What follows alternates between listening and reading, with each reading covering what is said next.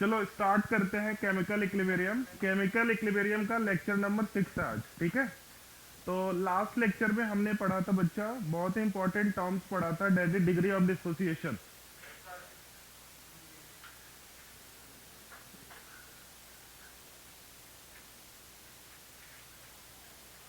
तो last lecture में हमने डिग्री ऑफ डिसोसिएशन पढ़ा था, फिर उसके बाद हमने देखा था कि डिग्री ऑफ डिसोसिएशन की हेल्प से किसी भी रिएक्शंस का केसी और केपी कैसे हम लिखते हैं।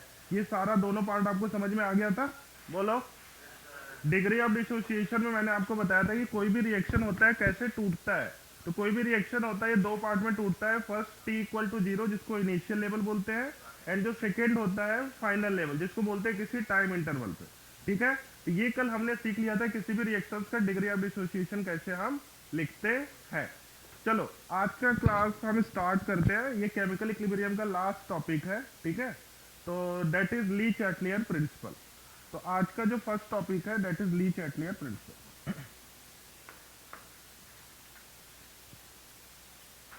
ये केमिकल इक्विलिब्रियम का लास्ट टॉपिक है।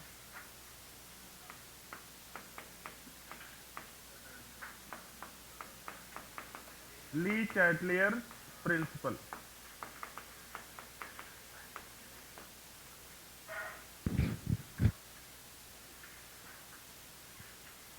ली चैटलियर प्रिंसिपल। चलो अब पहले इसको ध्यान से आप समझो, फिर उसके बाद मैं लिखवाऊंगा इसके बारे में।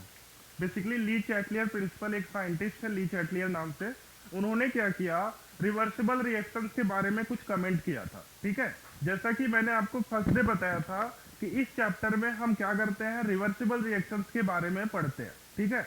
तो जो रिवर्सिबल रिएक्शन होता है हर किसी को पता है कि जो रिवर्सिबल रिएक्शन होता है, reaction proceed in both direction. Both direction का मतलब क्या हो गया, rate of forward and rate of backward. ये प्रोसेस हमेशा कंटिन्यू चलता रहता है। क्लियर है बच्चा?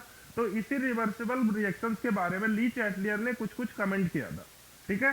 तो वो कमेंट हम यहाँ पे देखते हैं, ठीक है। जैसे मैं बोल रहा हूँ कोई भी रिवर्सिबल रिवर्सिबल रिएक्शन की पहचान क्या होती है, जल्दी से बोलो। जिसमें क्या होता है, डबल एरो होता है। मतलब कोई भी रिएक्शन रिएक्टेंट से प्रोडक्ट बन रहा है, प्रोडक्ट से रिएक्टेंट बन रहा है। क्लियर है बच्चा? तो रिवर्सिबल रिएक्शंस की ये पहचान होती है। सपोज करो एक ए कहां पे जा रहा है, बी पे जा रहा है, और उसके बाद बी भी कहां पे आ रहा है, ए पे जा रहा है। तो ये वाला जो होता है that is rate of forward reaction and this one is the rate of separation. अब उसके बाद आपको ये पता है कि ये रिएक्शन कौन सा, रिवर्सिबल है या इरिवर्सिबल है? रिवर्सिबल रिएक्शन है। चलो अब उसके बाद ली चैटलियर है। ली चैटलियर ने बोला कि भाई जो भी आप रिवर्सिबल रिएक्शंस पढ़ रहे हो, ठीक है, अब रिवर्सिबल रिएक्शंस में मैं कोई भी डिस्टर्ब क्रिएट करूंगा, ठीक है। तो उसमें क्या क्या पॉसिबिलिटी होगी, बेसिकली अगर मैं इसमें कोई भी डिस्टर्बेंस क्रिएट करूंगा तो इसमें क्या क्या पॉसिबिलिटी होती है, यही सारा कॉन्सेप्ट हम पढ़ते हैं किसमें, ली चैटलियर प्रिंसिपल में। अब आप बताओ इसको, मतलब हम इसमें डिस्टर्बेंस कैसे क्रिएट कर सकते हैं। जैसे ये ए है, बी जा रहा है, फिर बी क्या आ रहा है, ए जा रहा है, ये तो फिक्स है। मतलब रिएक्टेंट से प्रोडक्ट, प्रोडक्ट से रिएक्टेंट, इसमें तो कोई भी चेंज हम नहीं कर सकते हैं, ये तो फिक्स है। क्यों? क्योंकि रिवर्सिबल रिएक्शन की सबसे पहली पहचान क्या होती है, rate of forward and rate of backward. अब मुझे क्या करना है, इस रिवर्सिबल रिएक्शंस में कुछ ना कुछ डिस्टर्बेंस क्रिएट करना है। तो वो डिस्टर्बेंस मैं कैसे क्रिएट कर सकता हूं, इसके कॉन्सेंट्रेशन में कुछ चेंज कर दो, इसके टेम्परेचर में कुछ चेंज कर दो, इसके प्रेशर में कुछ चेंज कर दो, इसके गैसेस में कुछ चेंज कर दो। तो क्लियर है, कर सकता हूं ना। इसके कॉन्सेंट्रेशन में चेंज करूंगा, उसके प्रेशर में चेंज करूंगा, उसके टेम्परेचर में चेंज करूंगा, तो क्या क्या पॉसिबिलिटी होती है, यही सारा कॉन्सेप्ट हम किसमें पढ़ते हैं, ली चैटलियर प्रिंसिपल में। क्लियर है बच्चा? समझ में आ गया ली चैटलियर का मतलब? तो चलो, तो सबसे पहले आप इसकी डेफिनेशन लिखो। लिखो, in a reversible reaction, in a reversible reaction, when we create when we create disturbance disturbance by by changing by changing concentration, temperature, pressure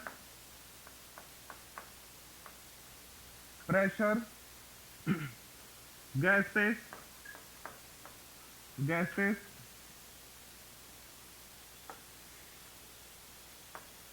etc. is called Lee-Chatelier principle. Le Chatelier principle. ठीक है बच्चा, basically क्या होता है, जब हम किसी भी रिवर्सिबल रिएक्शंस में डिस्टर्ब करते हैं, वो डिस्टर्ब कैसे कैसे करेंगे, उस रिएक्शंस के कॉन्सेंट्रेशन में चेंज करके, उस रिएक्शंस के प्रेशर में चेंज करके, उस रिएक्शंस के टेम्परेचर में चेंज करके, उस रिएक्शंस के गैसेज में चेंज करके जो भी डिस्टर्बेंस क्रिएट करते हैं, वो सारा हम किसमें पढ़ते हैं, ली-चैटलियर प्रिंसिपल में। क्लियर बच्चा, समझ में आ गया ली-चैटलियर। अब मैं आपको दिखाने वाला हूं एक एक पार्ट कि मैं सबसे पहले रिवर्सिबल रिएक्शन के कॉन्सेंट्रेशन में चेंज करूंगा तो क्या पॉसिबिलिटी होगी, फिर उसके प्रेशर में चेंज करूंगा तो क्या पॉसिबिलिटी होगी, उसके टेम्परेचर में चेंज करूंगा तो क्या पॉसिबिलिटी होती। सारी पॉसिबिलिटी आज हम पढ़ने वाले हैं एक एक करके। क्लियर है बच्चा, सबको तो समझ में आ गया ली-चैटलियर प्रिंसिपल। चल नेक्स्ट हेडिंग डालोगे इफेक्ट ऑफ ली-चैटलियर या एप्लीकेशन ऑफ ली-चैटलियर और लिख लो।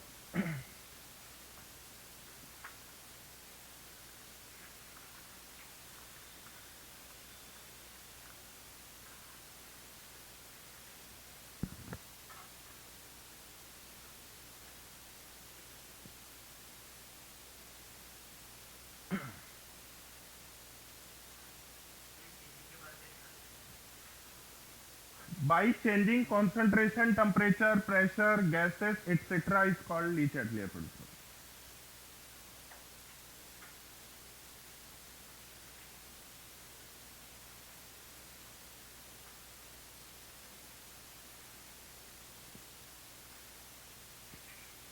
हो गया। चल, मतलब रिवर्सिबल रिएक्शंस का ये तो मतलब फिक्स है कि भाई ये इधर से इधर, ये इधर, ये प्रोसेस हमेशा चलता रहेगा, ये कभी स्टॉप नहीं होगा। अब इसमें देखो मैं चेंज क्या कर सकता हूँ, इसके कॉन्सेंट्रेशन में चेंज होगा तो क्या होगा, अब इसके टेम्परेचर में चेंज होगा तो क्या होगा, ये सारी चीजें मैं आपको बताने वाला हूँ। समझ में आ गया बच्चा। चल, तो next is the effect of Le Chatelier principle. चलो, सबसे पहला हेडिंग है भाई कि जब मैं किसी भी रिवर्सिबल रिएक्शंस के कॉन्सेंट्रेशन में चेंज करूंगा तो क्या पॉसिबिलिटी होगी। तो पहला हेडिंग क्या हो गया, बोलो, बाई चेंज इन कॉन्सेंट्रेशन। तो पहले सबसे पहले हम किस में चेंज करेंगे बच्चा, कॉन्सेंट्रेशन।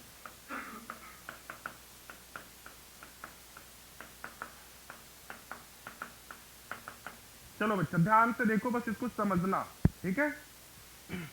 तो मैं आपको कोई सा भी रिवर्सिबल रिएक्शन लेता हूं, ठीक है। जैसे मैंने बोल दिया भाई A प्लस बी है और ये क्या बना, is reversible to C plus D.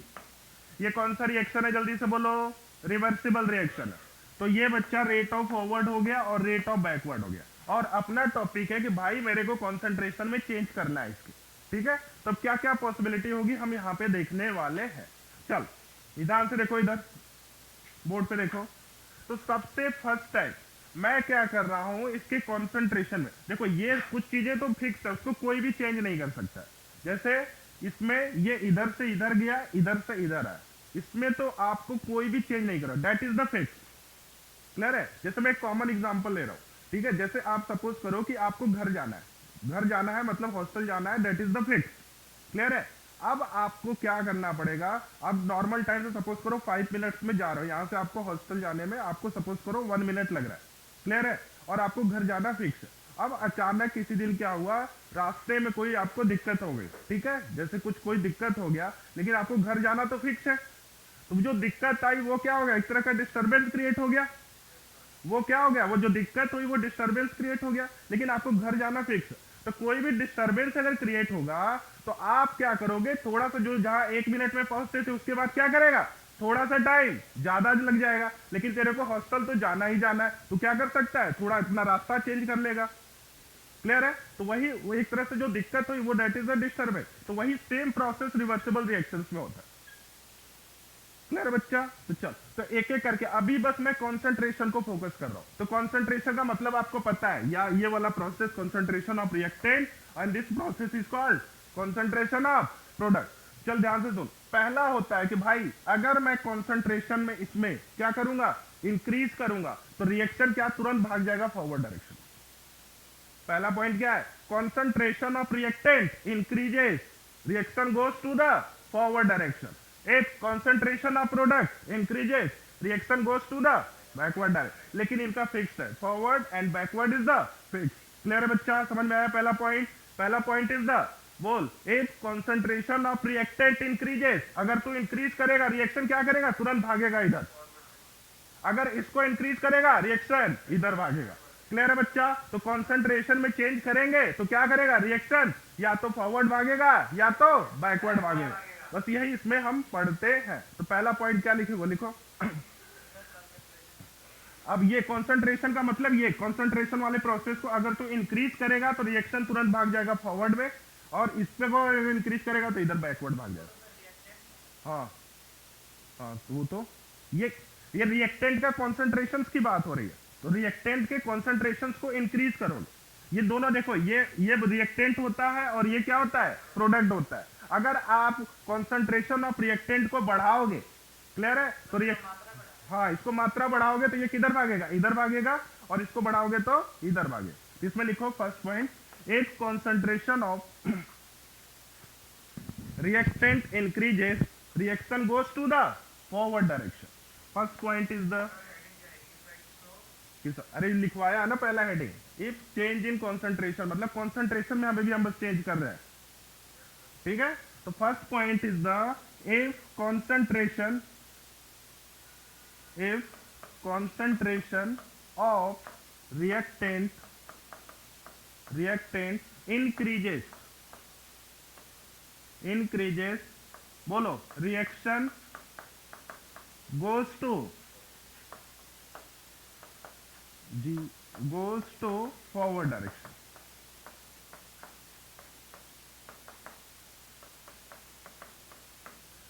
अगर हम इसके कॉन्सेंट्रेशन ऑफ रिएक्टेंट को इंक्रीज करेंगे, अभी देखो ये नॉर्मल स्पीड से चल रहा है, सपोज करो, देखो आलोक, ये रिएक्टेंट है, ये प्रोडक्ट है, 1 मिनट में इधर जा रहा है, फिर उसके बाद 1 मिनट में इधर आ रहा है। अब मेरे को इसको डिस्टर्बेंस क्रिएट करना है, तो मैंने इसको क्या किया, कॉन्सेंट्रेशन ऑफ रिएक्टेंट को क्या कर दिया, थोड़ा सा इसको फास्ट करा, तो तुरंत क्या होगा, इसमें चेंज हो जाएगा कुछ ना कुछ। जो पहले जिस स्पीड से जा रहा था फिर क्या करेगा, उसमें कुछ ना कुछ चेंज होगा, तो वो क्या हो जाएगा, बोल, तुरंत रिएक्शन इधर भाग जाएगा।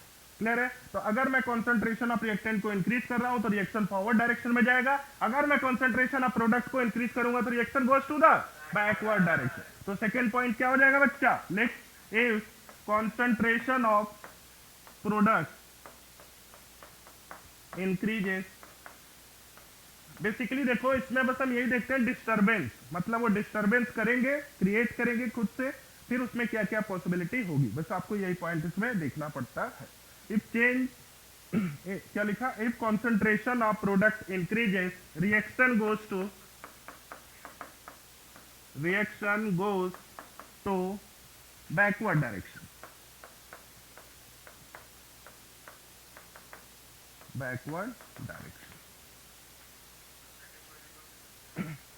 If concentration of product increases, मतलब ये देखो रिएक्टेंट है, ये प्रोडक्ट है, अब इसके कॉन्सेंट्रेशन में मैंने क्या किया, चेंज किया, तो रिएक्शन तुरंत किधर भागेगा, इधर भाग जाएगा। समझ में आ गया बच्चा? बोलो, इफ कॉन्सेंट्रेशन ऑफ रिएक्टेंट, मतलब रिएक्टेंट के कॉन्सेंट्रेशन को बढ़ाएगा तो रिएक्शन इधर भाग जाएगा फॉरवर्ड में, अगर प्रोडक्ट के कॉन्सेंट्रेशन को बढ़ाएगा तो रिएक्शन किधर भागेगा, रिएक्टेंट। बस यही सब होता है। तो चल बच्चा, पहला तो मैंने कॉन्सेंट्रेशन में डिस्टरबेंस क्रिएट करके देख लिया, क्लियर है बच्चा। अब मैं देखने वाला हूं सेकेंड पॉइंट, ठीक है।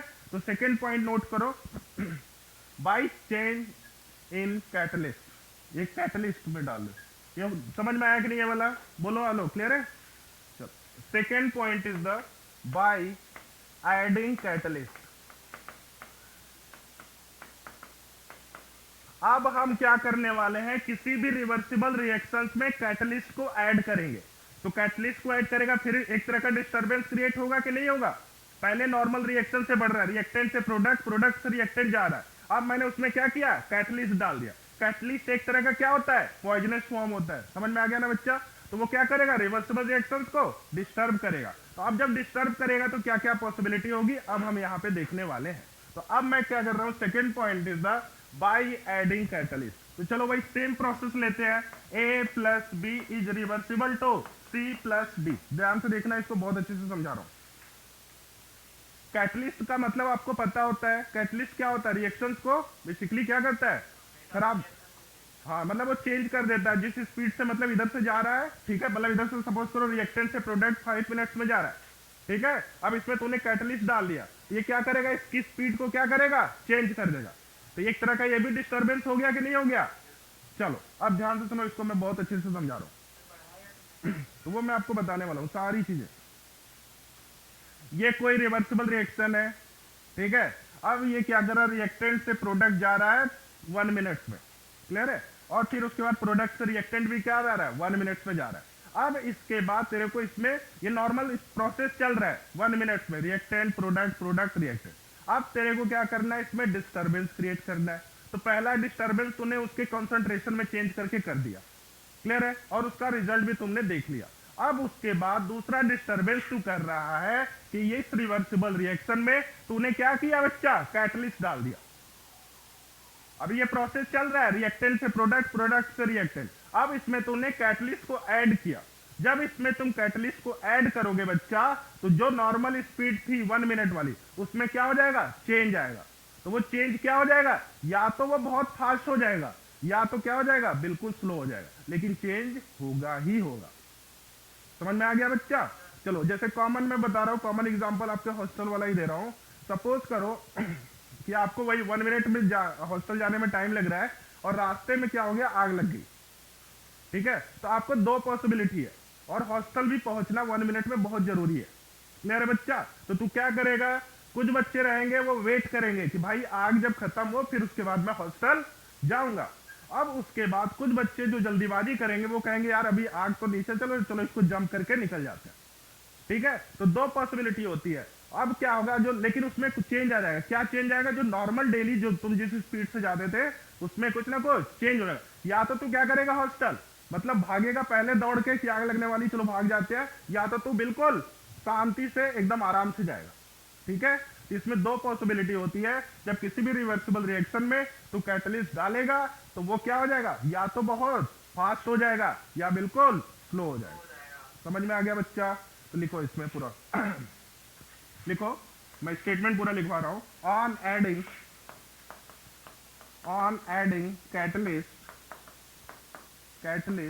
In any reversible reaction, in any reversible reaction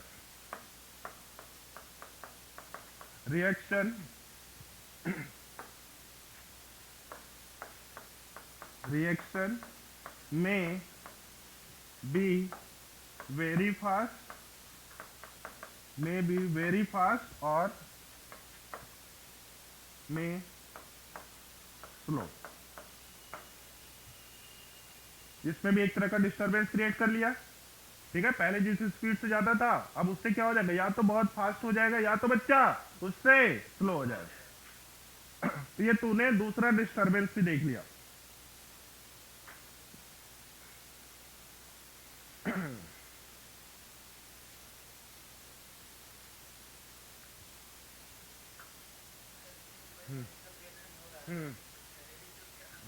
हाँ कैटलिस्ट मतलब जैसे एफी जैसे होता है ना, एफी भी कहीं कहीं कैटलिस्ट का काम करता है, कहीं कहीं हाँ आयरन भी कहीं कहीं कैटलिस्ट का काम कर देता है। तो रिएक्शन जैसे ये प्रोसेस तो चल रहा है, तो एक ये क्या होता है, क्लोज कंटेनर प्रोसेस होता है। क्लोज कंटेनर इसलिए इसको कराते हैं क्योंकि अगर आप ओपन कंटेनर में करवाओगे, इसको अगर हीट करोगे तो क्या हो जाएगा, या तो रिएक्टेंट या प्रोडक्ट क्या हो जाएगा, बाहर निकल जाएगा। तो बाहर निकल जाएगा तो वो क्या हो जाएगा, इरिवर्सिबल वाला हो जाएगा। तो ये हमेशा प्रोसेस चलाना है, डायनेमिक होता है, क्लियर है। इसीलिए इसको क्लोज कंटेनर में ही करवाओगे। अब उसमें तूने क्या किया, नॉर्मल तरीके से रिवर्सिबल रिएक्शन, रिएक्टेंट से प्रोडक्ट, प्रोडक्ट से रिएक्टेंट चल रहा है, लेकिन आपको डिस्टर्बेंस क्रिएट करना है उसमें। तो डिस्टर्बेंस कैसे किया, पहला तूने उसके कॉन्सेंट्रेशन में कुछ छेड़खानी कर दिया, अब उसके बाद उसमें हमने क्या किया, कैटलिस्ट डाल दिया, तब भी एक तरह का डिस्टर्बेंस हो गया। तो ये सारा डिस्टर्बेंस ही हम इस पार्ट में पढ़ते हैं। अगर इसमें कैटलिस्ट डालेगा तो ये रिएक्शन क्या हो जाएगा, या तो बहुत फास्ट हो जाएगा या बिल्कुल स्लो हो जाएगा, compare to normal reversible reaction. बोल बच्चा, समझ में आ गया। चल हाँ बच्चा, हाँ हाँ हाँ, अरे उसी का जो कैटलिस्ट होता है वो क्या करता है, रिएक्शन को तोड़ने का काम करता है, ठीक है। हाँ वो तो भी भाग लेगा। कैटलिस्ट जो होता है, देखो कैटलिस्ट यहाँ पे हम लोग देखो बच्चा, जैसे यहाँ पे मैंने Fe डाल दिया, तो ये क्या, ध्यान से सुन, कैटलिस्ट जैसे मैंने क्या किया बच्चा, चल रहा है सही से, तो ये देख मैंने क्या किया, कैटलिस्ट डाल दिया। इस रिएक्शन को, कोई ये नॉर्मल रिएक्शन है, अब मेरे को कैटलिस्ट ऐड करना है, तो यहाँ पे मैंने क्या कर दिया, एफ ही डाल दिया। क्लियर है बच्चा? तो एफ ही जो काम कर रहा है ये कैटलिस्ट का काम कर रहा है। ठीक है, यहाँ पे जो एफ ही काम कर रहा है वो कैटलिस्ट का काम कर रहा है, मतलब रिएक्शन को तोड़ने का काम कर रहा है। समझ में आ गया बच्चा? चल अब हम देखने वाले हैं कि जब हम किसी रिवर्सिबल रिएक्शंस के टेम्परेचर में चेंज करेंगे तो क्या क्या पॉसिबिलिटी होगी। तो नेक्स्ट हेडिंग इज द बच्चा क्या, बाय चेंज इन टेम्परेचर। हम किसी रिवर्सिबल रिएक्शंस के टेम्परेचर में चेंज करेंगे तो क्या पॉसिबिलिटी होने वाली है। लिख लिया इसको? चल third is the by change in temperature. लिख लिया लोग?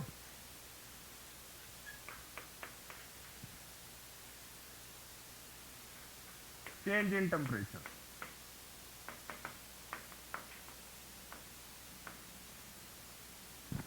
अब हम क्या कर रहे हैं, सारी बातें हम किसके लिए कर रहे हैं, रिवर्सिबल रिएक्शंस के लिए। अब रिवर्सिबल रिएक्शंस के टेम्परेचर में हम चेंज करेंगे तो क्या प्रोसेस होने वाला है ये हम देखने वाले हैं। चल ध्यान से सुन। तो इसमें दो केसेस हो जाता है बच्चा। जो फर्स्ट केसेस होता है बाय चेंज इन टेम्परेचर, एक तो होता है एक्सोथर्मिक केसेस और दूसरा क्या होता है, एंडोथर्मिक। एक्सोथर्मिक और दूसरा होता है एंडोथर्मिक। ठीक है, exothermic reaction and endothermic. Exothermic का मतलब क्या होता है बच्चा, चलो बताओ? जो फेवर्ड एट लो टेम्परेचर, जो क्या, हाँ हाँ इसको लिख लो यहाँ पे, लो टेम्परेचर। यहाँ पे एनर्जी क्या हो जाती है, रिलीज करती है ना।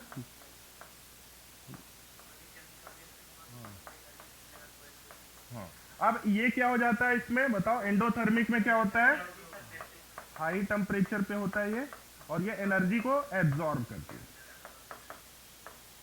ये लिखते चलो, बहुत इंपॉर्टेंट है ये। ठीक है, अब देखो मैं क्या कर रहा हूं, आपको जो भी रिएक्शन दिया रहेगा तो आपको पहचानना पड़ेगा कि भाई यहाँ पे एक्सोथर्मिक का केस है या एंडोथर्मिक। तो ये दोनों केसेस के लिए अलग। एक्सोथर्मिक के केसेस में होता है कि जब हम टेम्परेचर को बढ़ाते हैं, एक्सोथर्मिक के केस में यहाँ पे लिख लो पहले, on increasing temperature, on increasing temperature. जब टेम्परेचर को हम इंक्रीज करते हैं तो तुम्हारा रिएक्शन जाएगा बैकवर्ड में।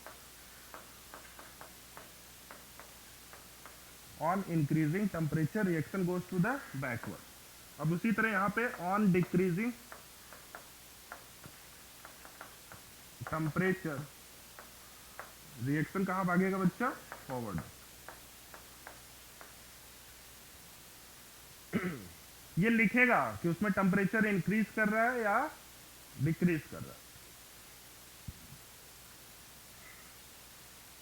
अब इसी तरह इसमें भी लिख लो, on increasing temperature, on increasing temperature reaction backward, और ये ऑन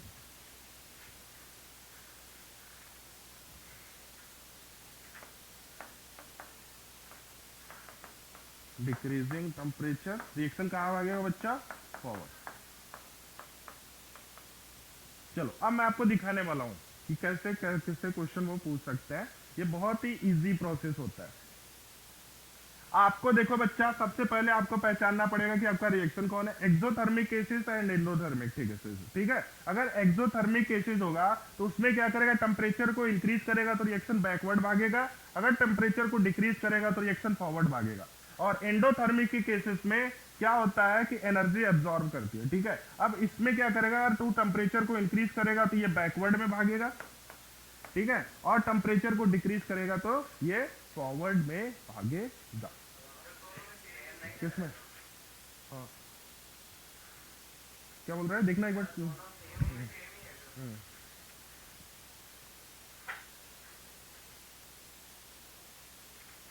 बता देना, ठीक है, इसको देखते रहना। किसमें, इंडोथर्मिक में on increasing temperature reaction goes to the forward. तो मैंने क्या लिखा, हाँ ये थोड़ा ये बच्चा फॉरवर्ड हो गया और ये बैकवर्ड।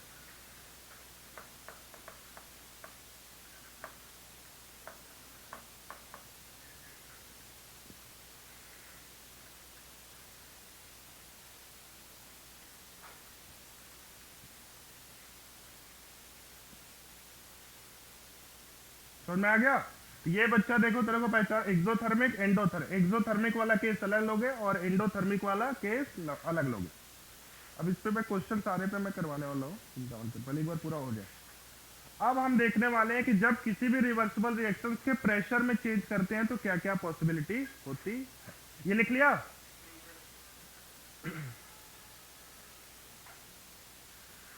अच्छा बताओ, डेल्टा एच की वैल्यू किसमें पॉजिटिव होती है, किसमें निगेटिव होती है, एक्सोथर्मिक केसेस में या एंडोथर्मिक के केसेस में? डेल्टा एच एक्सोथर्मिक का मतलब क्या होता है ये बताओ, किसमें बोल रहे हैं?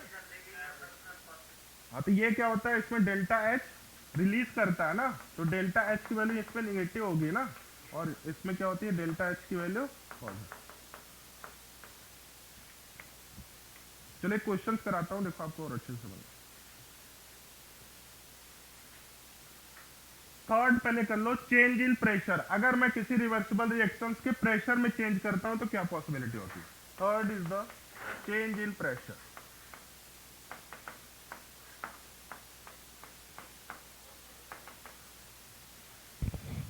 तो देख सारे केसेस में कौन सा हो रहा है, रिवर्सिबल रिएक्शन चल रहा है। रिवर्सिबल एक नॉर्मल रिएक्शन का एग्जांपल तुम ले रहे हो, उसमें क्या कर रहे हो, डिस्टरबेंस क्रिएट कर रहे हो, ठीक है।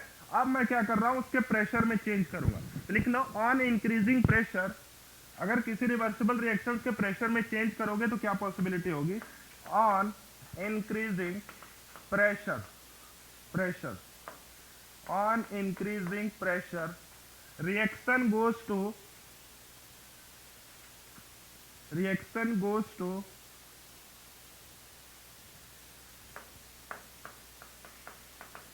reaction goes to that site, goes to that site where number of gaseous moles decreases, where number of gaseous moles are decreases।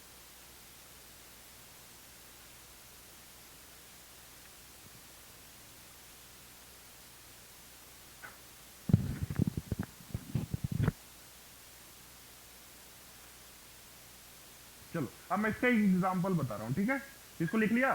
देखो एक बार फिर से पढ़ लो। अगर किसी रिवर्सिबल रिएक्शन के प्रेशर में अगर तुम चेंज कर रहे हो तो तुम्हारा रिएक्शन किधर भागेगा, जहां पे गैसियस मोल्स क्या करेगा, डिक्रीज करेगा। चलो मैं आपको एक नॉर्मल क्वेश्चन इस पे कराता हूं, इसको नोट किया? चलो मैं बोल रहा हूं N2 plus 3H2 it gives to 2NH3 है, ध्यान से देखना बच्चा, ठीक है। चलो लिख लिया?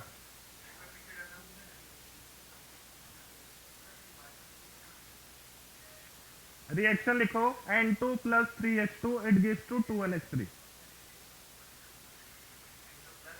N2 प्लस 3H2, देखो मैं आपको एक example, N2 plus 3H2 it gives to 2NH3। ध्यान से देखना बच्चा, ये भी गैस में है, ये भी गैस में है और ये भी गैस में, ध्यान से देखना। अब इस रिएक्शंस के, ध्यान से देखना बच्चा, बहुत इंपॉर्टेंट कॉन्सेप्ट है। अब मैं मेरे को क्या करना है, डिस्टरबेंस क्रिएट करना है। डिस्टरबेंस मैंने किया, कैसे किया, इसके प्रेशर में चेंज करके, क्लियर है बच्चा? तो इसके प्रेशर को मैंने इंक्रीज किया, इसके प्रेशर को इंक्रीज किया तो रिएक्शन किधर भागेगा, ध्यान से देखना, जहां पे नंबर ऑफ गैसियस मोल्स क्या कर रहा है, डिक्रीज कर रहा है। तो अब बता इधर कितने हो गए गैसियस मोल्स, 2 मोल्स हो गया। चल अब उसके बाद इधर कितने हो गए, 3 और 1 4। तो अब बोल किधर गैसियस मोल, रिएक्टेंट में डिक्रीज कर रहा है, प्रोडक्ट में डिक्रीज कर, प्रोडक्ट में, तो किधर रिएक्शन भागेगा, प्रोडक्ट में। मतलब for this reaction on increasing pressure reaction goes to the forward direction. बोल बच्चा समझ में आया कि नहीं आया, जल्दी से बोल। समझ में आ गया? बस ये सिंपल सी बात ये याद रखना, किसी भी रिएक्शंस के अगर मैं प्रेशर में चेंज कर रहा हूं तो रिएक्शन किधर भागेगा, जहां पे उसका गैसियस मोल्स क्या करेगा, डिक्रीज करेगा। इसके लिए किधर भागेगा, बोल। नेक्स्ट हेडिंग इज द बच्चा, अब मैं क्या कर रहा हूं, इसके गैसेस में चेंज कर रहा हूं, ध्यान से लिख। थर्ड हेडिंग डालो, effect of inert gas addition. मतलब लिख लो, जो भी है, effect of inert gas addition. अब मैं क्या कर रहा हूं, किसी रिवर्सिबल रिएक्शंस की गैसेस में डिस्टरबेंस क्रिएट करने जा रहा हूं। अब ध्यान से देखना बच्चा, ये भी बहुत इंपॉर्टेंट है। ये मैं क्या करता हूं, तीन के जैसे वही कोई भी नॉर्मल रिएक्शन है, A plus B it gives to C plus D है। अब बोल ये रिवर्सिबल रिएक्शन है। अब मैं क्या कर रहा हूं, इसकी गैसेस में चेंज करूंगा। ठीक है बच्चा, इसके गैसेस में चेंज करूंगा तो तीन पॉसिबिलिटी आ जाएगी। ठीक है, इसको मैं केस वाइज आपको बताने वाला हूं। इसमें क्या करेगा, तीन पॉसिबिलिटी आ जाएगी। केस जो फर्स्ट होता है, ध्यान से देख, केस फर्स्ट जो होता है बच्चा, उसको बोलते हैं delta n g greater than zero. जो सेकेंड केस होता है बच्चा, इसमें क्या होता है, delta n g less than zero. और थर्ड केस होता है जो केस सी, इसमें डेल्टा एनजी की वैल्यू जीरो के बराबर। मतलब ये किस पे डिपेंड करेगा, डेल्टा एन जी में। तो डेल्टा एन जी मैंने आपको बहुत अच्छे से कैसे फाइंड करते, ये मैंने आपको बता रखा है। क्लियर है बच्चा? चल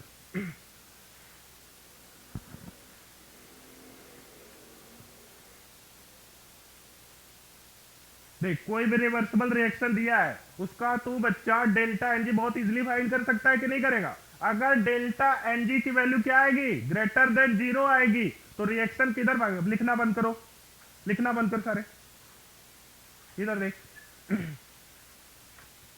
देखो बच्चा, अभी हम सारा पढ़ रहे हैं रिवर्सिबल रिएक्शंस के लिए। अब मैं रिवर्सिबल रिएक्शंस के गैसेस में चेंज कर रहा हूं। ठीक है, तो ये एक सारा प्रोसेस किस पे डिपेंड करता है, डेल्टा एन जी पे। तो डेल्टा एन जी आपको बहुत अच्छे से फाइंड करने आता है। ठीक है, तो इसमें तीन केसेस होगा। एक बार तो डेल्टा एन जी की वैल्यू क्या होगी, जीरो से ज्यादा हो जाएगी, या तो जीरो से कम हो जाएगी, या तो जीरो के बराबर होगी। तो ये तीनों केसेस पे डिपेंड करेगा कि रिएक्शन किधर भागेगा। क्लियर है? तो रिवर्सिबल, किसी भी रिवर्सिबल रिएक्शन का डेल्टा एनजी तो फाइंड कर सकता है कि नहीं कर सकता, जल्दी से बोल। कर सकता है। फॉर्मूला क्या होता था, जल्दी से बोल।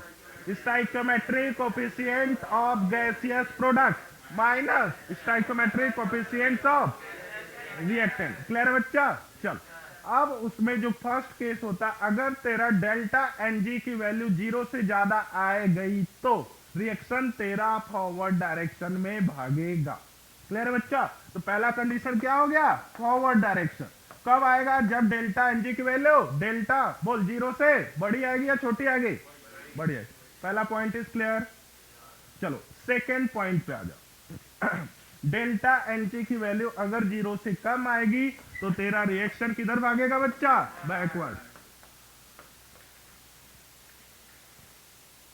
फिर उसके बाद जो थर्ड केस होता है, डेल्टा एनजी, डेल्टा एनजी की वैल्यू अगर जीरो से बराबर आ गया तो रिएक्शन किसमें, इक्विलिब्रियम में। बोल बच्चा, समझ में आया कि नहीं है, बोलो। यही सारा केसेस होता है। अब एक क्वेश्चन मैं कराने वाला हूं।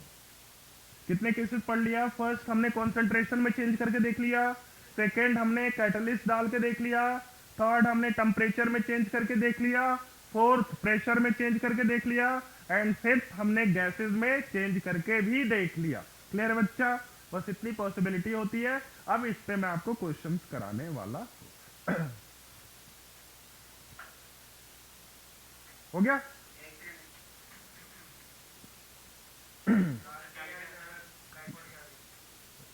ये रिएक्शन इन इक्विलिब्रियम, ये डेल्टा एनजी की वैल्यू अगर जीरो आ गई तो वो किसमें होगा, इक्विलिब्रियम में। जीरो से कम आएगी तो ये क्या होगा, बैकवर्ड डायरेक्शन भागेगा, और ये फॉरवर्ड डायरेक्शन भागेगा। कितना इजी है।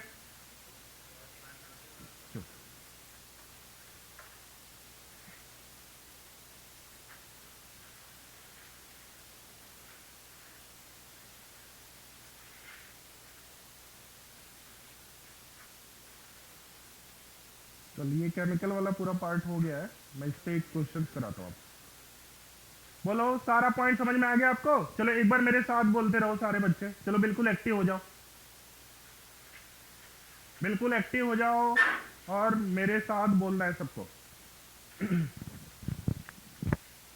अपना टॉपिक चल रहा है ली चैटलियर प्रिंसिपल। ली चैटलियर का काम होता है कि कोई भी रिवर्सिबल रिएक्शन होता है उसमें हम डिस्टरबेंस क्रिएट करते हैं, ठीक है। तो वो डिस्टरबेंस कैसे कैसे क्रिएट कर सकता है? सबसे पहले उसके कॉन्सेंट्रेशन में चेंज करके कर सकता है डिस्टरबेंस। सेकेंड डिस्टरबेंस कैसे कर सकता है? उसके प्रेशर में चेंज करके कर सकता है। थर्ड, उस रिवर्सिबल रिएक्शन में कैटलिस्ट डाल के कर सकता है। फोर्थ डिस्टरबेंस कैसे कर सकता है? उसके टेम्परेचर में चेंज करके कर सकता है। एंड फिफ्थ कैसे कर सकता है? एडिशन ऑफ गैस करके भी उसमें डिस्टरबेंस क्रिएट कर सकता है। चलो अब चारों पॉसिबिलिटी ध्यान से सुनो। तो कोई भी रिवर्सिबल रिएक्शन है, अगर मैं उसके कॉन्सेंट्रेशन ऑफ रिएक्टेंट को इंक्रीज करूंगा तो रिएक्शन किधर भागेगा?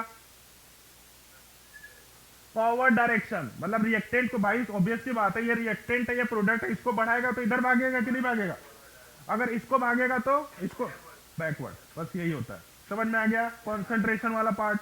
सेकेंड, अगर तूने किसी भी रिवर्सिबल रिएक्शन में कैटलिस्ट डाल दिया, कैटलिस्ट अगर कोई भी नॉर्मल रिएक्शन है उसमें कैटलिस्ट डालेगा तो रिएक्शन या तो तेरा जो नॉर्मल स्पीड थी उससे बहुत फास्ट हो जाएगा या तो बहुत स्लो हो जाएगा। तो ये भी एक तरह का डिस्टरबेंस हुआ कि नहीं हुआ?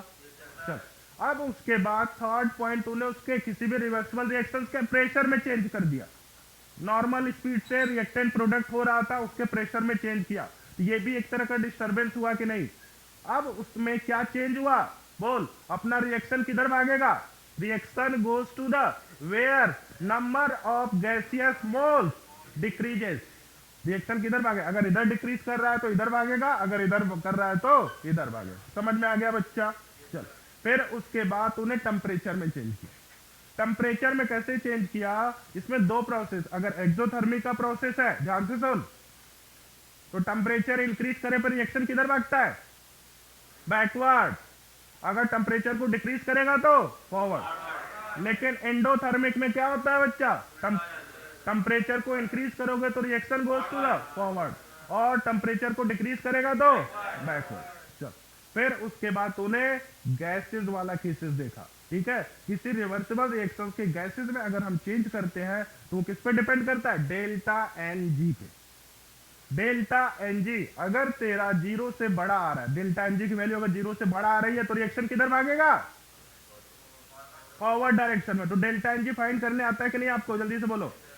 चलो, फिर उसके बाद अगर डेल्टा एन जी की वैल्यू लेस देन जीरो आ रही है तो रिएक्शन गोज टू द, ठीक है। अगर डेल्टा एन जी की वैल्यू इक्वल टू जीरो है तो कहां भागेगा? इक्विलिब्रियम में। समझ में आ गया बच्चा? चल, तो यही सारा इसमें पूरा थ्योरी था।